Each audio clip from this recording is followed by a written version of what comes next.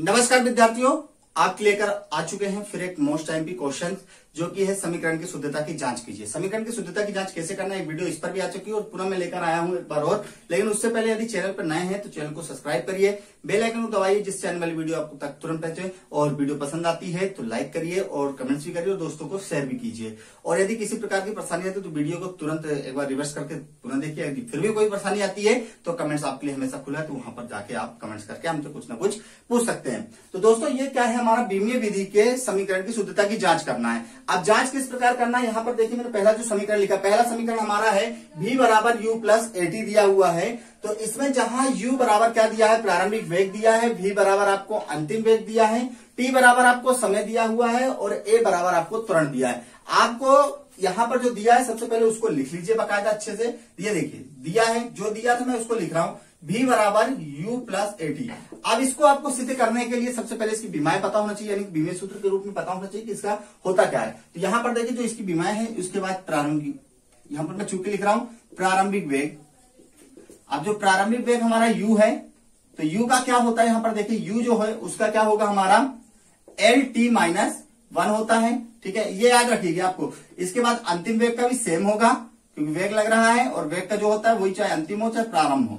अंतिम वेग क्या है हमारे यहाँ पर देखिए सेम LT-1 हो जाएगा। इसका जब आगे बढ़ते हैं तो हमारे पास समय मिलता है, तो समय को भी याद रख लीजिए। समय में क्या होता है हमारा, समय का ध्यान दीजिए t है और t का क्या होगा अपना t होता है, वो भी कैपिटल में। और इसके बाद आपको त्वरण दिया गया है, त्वरण का भी ध्यान दे दीजिए। यहाँ पर त्वरण को भी याद करना पड़ेगा, तो उसका होता है LT-2। ये चार चीजें अगर आपने याद कर लिया तो निश्चित तौर पर आपसे ऐसे समीकरण बिल्कुल सिंपल तरीके से मैं बताने वाला हूं, तो आप सिंपल तरीके से ही बनेगा। आपको अलग अलग पक्ष नहीं लेना, एक साथ लेकर चलना है। एक साथ लेने में होता है कि हमें पता रहता है, बार बार पढ़ने में पलटाने की जरूरत नहीं पड़ती। तो v का क्या है, देखिए v हमारा अंतिम वेग है, यानी कि v हमारे पास क्या दिया है, इसका रूप लिख लिए LT-1 दिया हुआ, तो इसको लिख लिया। इसका u क्या है हमारे पास, u हमारे पास प्रारंभिक वेग हो, प्रारंभिक वेग का भी v में क्या है LT-1। ठीक है ना। इसके प्लस में क्या है, प्लस में a त्वरण है, तो प्लस में लिख लिए LT-2 और इसके साथ t का उपयोग, t कैपिटल में, तो t को लिख लीजिए t। अब यहाँ पर जो पक्ष चल रहा है उसको चलने दीजिए और बराबर में जो है देखिए LT-1 लिखिए। इसका जो गुणा हो रहा है यहाँ पर देखिए, यहाँ पर L का t से गुणा होगा तो L आएगा, लेकिन t का t से गुणा होगा। यहाँ देखिए क्या आना चाहिए, मैंने क्या बताया आपको, यदि t किसी भी संख्या का गुणा होता है, इसमें एक घात लगी हुई है, किसी भी संख्या का अगर सेम संख्या है उनका घात को का साथ में गुणा हो रहा है तो क्या होगा, घाते क्या होंगे भाई, जुड़ जाएंगी। यहाँ पे -2 और प्लस का 1 जुड़ गया। अब t है, 2 में से 1 गया, कितना बचा, -1, क्योंकि 2 में से 1 जाता है तो कितना बचता है, माइनस, क्योंकि बड़ी संख्या का चिन्ह लग जाता है। यहाँ पर क्या आ गया, T-1। अब आगे देखिए यहाँ पर क्या हो रहा है, T-1 तो हमारे पास आ गया। अब यहाँ पर देखिए दोनों संख्या सेम सेम नजर आ रही, तो 1 और 1 कितना होता है, 2 होता है, तो 2 LT-2।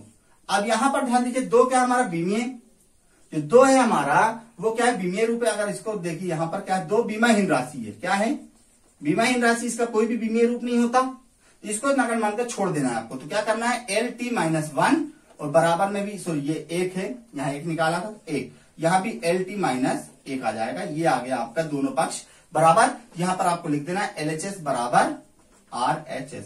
ना किसी प्रकार की आपको दिक्कत आएगी, ना किसी प्रकार की आपको परेशानी। तो दोस्तों इसके लिए एक लाइक बनता है और आगे मैं आपको बताने वाला हूं कि इसका द्वितीय समीकरण और तृतीय समीकरण कैसे हल करना है। तो चलिए इस वीडियो को जरूर पसंद कीजिएगा और दोस्तों को भी शेयर करिएगा। जय हिंद, जय भारत।